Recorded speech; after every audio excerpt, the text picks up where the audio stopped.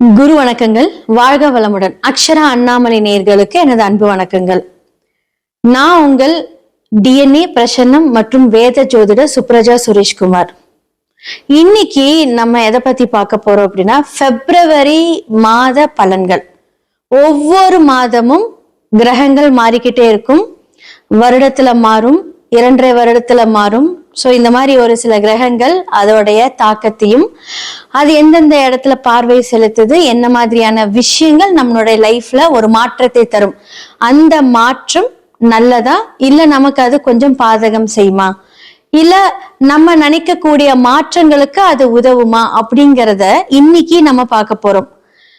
பொதுவா இந்த மாசத்துல தை மாதம் அப்படிங்கறதுல உங்களுக்கு தெரியும். சோ லாஸ்ட் மந்த்ல தான் வந்து பாத்தீங்க அப்படின்னா சூரியன் மகரத்துல இருந்து, சோ மகரத்துல இருந்து அந்த சூரியன் வந்து சஞ்சாரம் செஞ்சிருக்கிறனால சோ கூட என்ன மாதிரியான கிரகங்கள் சேர்ந்திருந்து இன்ஃபுளுன்ஸ் பண்ணுது ஒவ்வொரு ராசிக்கும். சோ இது வந்து பாத்தீங்க அப்படின்னா பிப்ரவரி மாதம். எப்பவுமே வந்து பாத்தீங்கன்னா நம்மளோட இங்கிலீஷ்ல வந்து பாத்தீங்க அப்படின்னா நம்ம 1 இருந்து 30 or 31 நம்ம வந்து இது பண்ணுவோம். பட் தமிழ் மாதத்துல வந்து மிட் ஆஃப் த மந்த்ல இருந்து தான் நம்ம கால்குலேட் பண்ணுவோம். சோ அந்த வகையில சோ சூரியன் வந்து மகரத்திலிருந்து ஸ்டார்ட் ஆகுது. சோ மகரத்துல என்ன மாதிரியான கிரகங்கள் இப்ப கோச்சாரத்துல இருக்கு அப்படின்னா, சூரியன், புதன், சுக்கிரன், செவ்வாய் இந்த இடத்துல உச்சமா இருக்கு.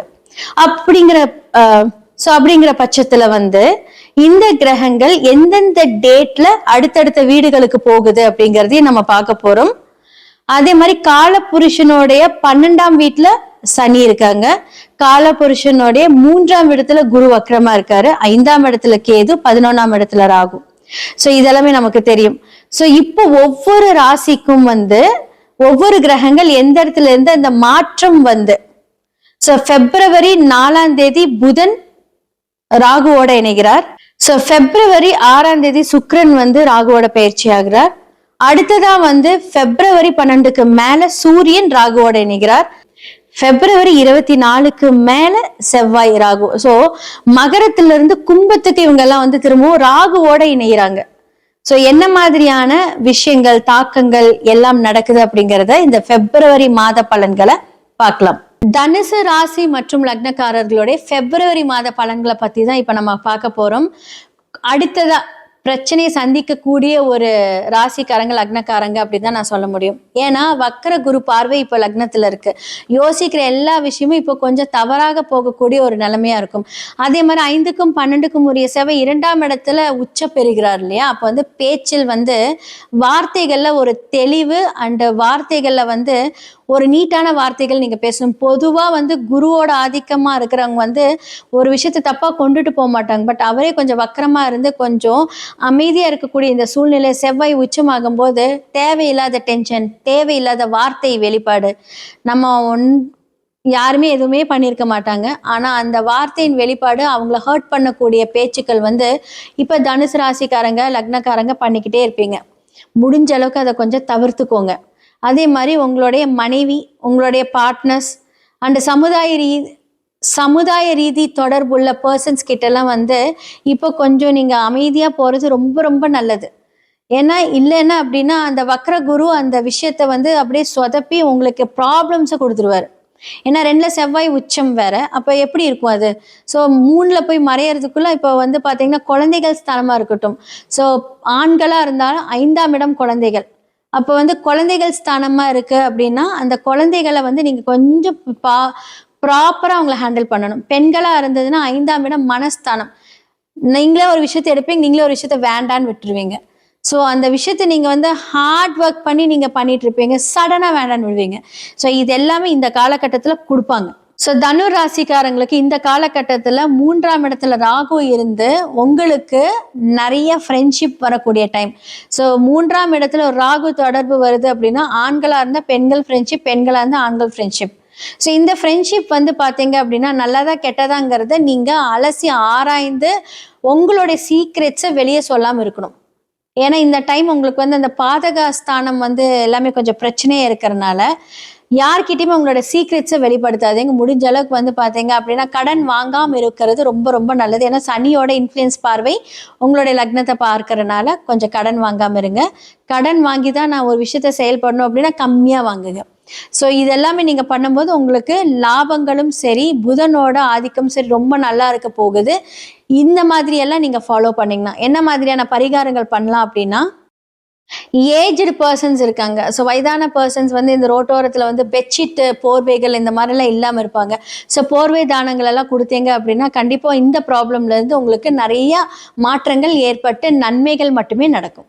ஸோ இப்போ வந்து பிப்ரவரி மாதத்தோட ராசி லக்னக்காரர்களோட என்ன மாதிரியான கிரகங்கள் இன்ஃப்ளூயன்ஸ் ஆகுது, என்ன மாதிரியான தாக்கங்கள் நம்ம லைஃப்பில் நடக்குது அப்படிங்கிறத நீங்கள் கேட்டிருப்பீங்க. நான் சொன்ன அந்த பரிகாரங்கள் எல்லாமே நீங்கள் பாருங்கள். அதே மாதிரி நம்ம சொல்லக்கூடிய எல்லா விஷயங்களும் பொது பலன்கள் தான். எல்லாருமே வந்து கீழே கமெண்ட் செக்ஷன்ல சொல்லுவீங்க, என்ன இப்படி சொல்றீங்க, அப்படி சொல்றீங்க, என் வாழ்க்கையில வந்து இன்னும் பிரச்சனை தான் நடந்துட்டு இருக்கு அப்படின்னா, உங்களோட சுய ஜாதகத்தை நீங்க வந்து வெரிஃபை பண்ணுங்க. ஏன்னா எல்லா கிரகங்களும் எல்லாருக்குமே நன்மை செய்யும் சொல்ல முடியாது, தீமை செய்யும் சொல்ல முடியாது.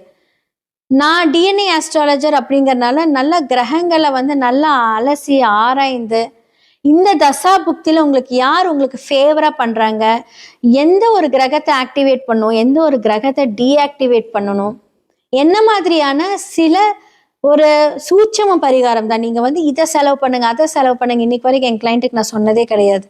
சூட்சமமான வாழ்வியல் பரிகாரங்கள் சொன்னாலே அந்த ப்ராப்ளம் சரியாயிடும். நிறைய பேர் சொல்லுவாங்க, நானும் கேள்விப்பட்டிருக்கேன், நிறைய இடத்துல சொல்லி கேள்விப்பட்டிருக்கேன், எத்தனை கோவில் போனாலுமே எனக்கு எதுவுமே சரியாகலை, எதை தான் நம்புறதுன்னு எனக்கு தெரியல அப்படிங்கிறத ஃப்ரஸ்ட்ரேஷன் மைண்ட்ல இருப்பாங்க. பரிகாரம் பண்ணாலுமே அந்த பரிகாரம் நடக்கிறதுக்குமே அந்த ஒரு பரிகாரங்கள் செய்யணும். இதெல்லாமே வந்து கேட்கும் போது புதுசா இருக்கும், எவ்வளவோ பண்ணியாச்சுங்கிற அந்த ஒரு ஃப்ரஸ்ட்ரேஷன் இருக்கும். இனி யார் சொல்லி நம்ம கேட்கறதுங்கிறது இருக்கும். கரெக்டா அந்த கிரகத்தை நம்ம வந்து நட்சத்திரத்தையும் ஆக்டிவேட் பண்ணணும். ஸோ கண்டிப்பாக கீழே இருக்கிற நம்பருக்கு நீங்கள் காண்டாக்ட் பண்ணி எங்ககிட்ட நீங்கள் அப்பாயின்மெண்ட் வாங்கி உங்களுடைய ஹாரோஸ்கோப், அதாவது உங்களோட சுய ஜாதகத்தை நீங்கள் வெரிஃபை பண்ணுங்கள். கண்டிப்பாக எங்களால் முடிந்த எல்லாமே உங்களுக்கு நாங்கள் சொல்லி உங்களோட ப்ராப்ளமை எவ்வளோ சீக்கிரம் சரி பண்ண முடியுமோ அதற்கான வாழ்வியல் பரிகாரங்கள் சொல்லும் போது எல்லாமே சரியாயிடும். அதே மாதிரி எல்லாமே நிர்ணயிப்பது நம்மளுடைய கடவுள், நம்மளுடைய விதிகள் தான். முடிஞ்ச அளவுக்கு வந்து பார்த்தீங்க அப்படின்னா அந்த விதியை மதியால் வென்று நம்மளுடைய பிரச்சனைகளை சரி பண்ணுவோம். ஸோ இப்போ வந்து பிப்ரவரி மாதத்தோட ராசி லக்னக்காரர்களோட என்ன மாதிரியான கிரகங்கள் இன்ஃப்ளூயன்ஸ் ஆகுது, என்ன மாதிரியான தாக்கங்கள் நம்ம லைஃப்பில் நடக்குது அப்படிங்கிறத நீங்கள் கேட்டிருப்பீங்க. நான் சொன்ன அந்த பரிகாரங்கள் எல்லாமே நீங்கள் பாருங்கள். அதே மாதிரி நம்ம சொல்லக்கூடிய எல்லா விஷயங்களும் பொது பலன்கள் தான். எல்லாருமே வந்து கீழே கமெண்ட் செக்ஷன்ல சொல்லுவீங்க, என்ன இப்படி சொல்றீங்க, அப்படி சொல்றீங்க, என் வாழ்க்கையில வந்து இன்னும் பிரச்சனை தான் நடந்துட்டு இருக்கு அப்படின்னா, உங்களோட சுய ஜாதகத்தை நீங்க வந்து வெரிஃபை பண்ணுங்க. ஏன்னா எல்லா கிரகங்களும் எல்லாருக்குமே நன்மை செய்யும் சொல்ல முடியாது, தீமை செய்யும் சொல்ல முடியாது.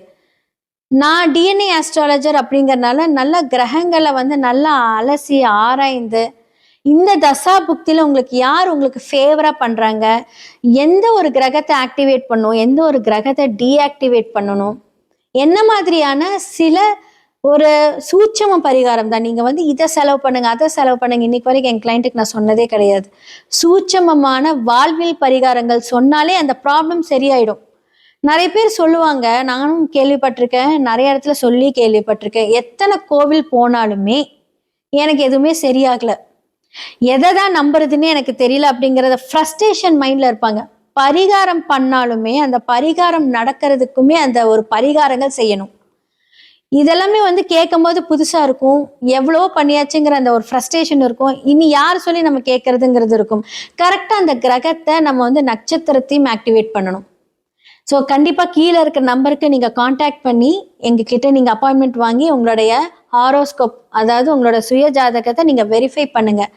கண்டிப்பாக எங்களால் முடிந்த எல்லாமே உங்களுக்கு நாங்கள் சொல்லி உங்களோட ப்ராப்ளமை எவ்வளோ சீக்கிரம் சரி பண்ண முடியுமோ அதற்கான வாழ்வியல் பரிகாரங்கள் சொல்லும் போது எல்லாமே சரியாயிடும். அதே மாதிரி எல்லாமே நிர்ணயிப்பது நம்மளுடைய கடவுள், நம்மளுடைய விதிகள் தான். முடிஞ்ச அளவுக்கு வந்து பார்த்தீங்க அப்படின்னா அந்த விதியை மதியால் வென்று நம்மளுடைய பிரச்சனைகளை சரி பண்ணுவோம். ஸோ இந்த மாதிரி எல்லாம் பரிகாரங்கள் பண்ணுங்க. எல்லாத்துக்குமே நான் சொல்லியிருக்கேன், இதெல்லாம் நீங்கள் ஃபாலோ பண்ணுங்க. நன்றி, வணக்கம்.